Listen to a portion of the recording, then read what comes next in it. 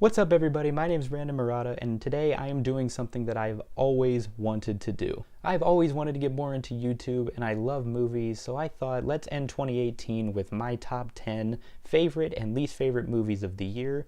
This is my first time posting on YouTube, so please bear with me. I'm still an amateur, I'm still learning, but let's get started, shall we? Okay, so first I wanted to talk about the movies that came out this year that I personally did not like. Some of these movies I feel like are going to be pretty divisive with people because a lot of them were well received by people I know and things that I've read online.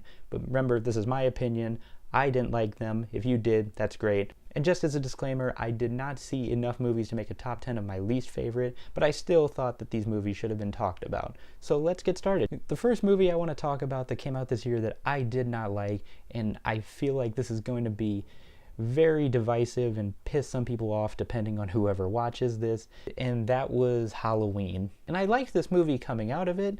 The problem was the more I thought about it, the more I realized it just wasn't very good. And I was so disappointed because right from the start, this movie drew me in. These two journalists come and see Michael Myers in the psych ward he's being held in. One of them takes out the classic mask and starts screaming at him to say something.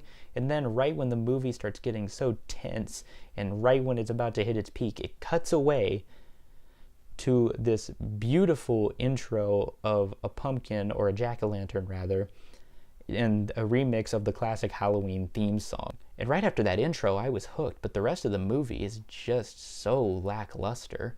And I feel it's because not enough emphasis was put on Laurie Strode. She was the star of the original, and she's the star of this one, and she's the most interesting character in this movie. Instead, they chose to focus on Laurie's granddaughter, and I just wasn't really interested in getting to know more about her. I wanted to know about Laurie. I wanted to know about the dynamic between her and Michael Myers. Because in the movie, it is mentioned that both Michael Myers and Laurie Strode are kept alive by their need to kill one another for that closure.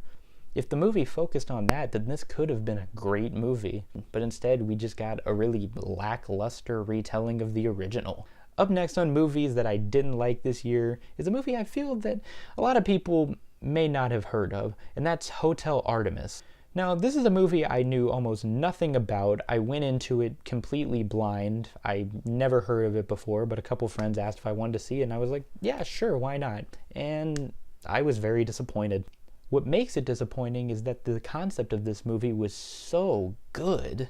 This hotel that serves as a safe haven for criminals if they pay for it, and that's such a good idea.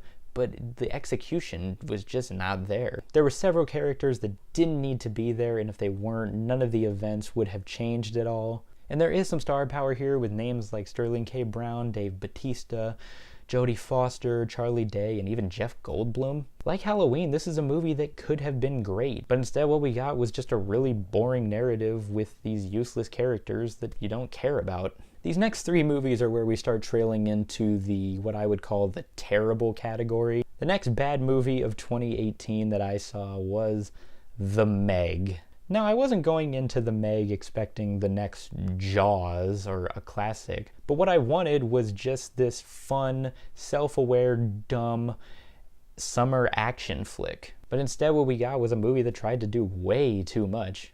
The problem with The Meg is that it couldn't tell what it wanted to be. Did it want to be this dumb, self-aware action movie? Or did it want to be a movie that tried to actually tell a story with interesting characters? Because it tried to do both, and it failed at both. I cared about none of the characters in this movie because you know almost nothing about them. And on top of that, there really isn't that many action scenes. I mean, when they are there, they are very entertaining, but there's just not enough of them. And the runner-up for movies this year that I did not like was Jurassic World: Fallen Kingdom.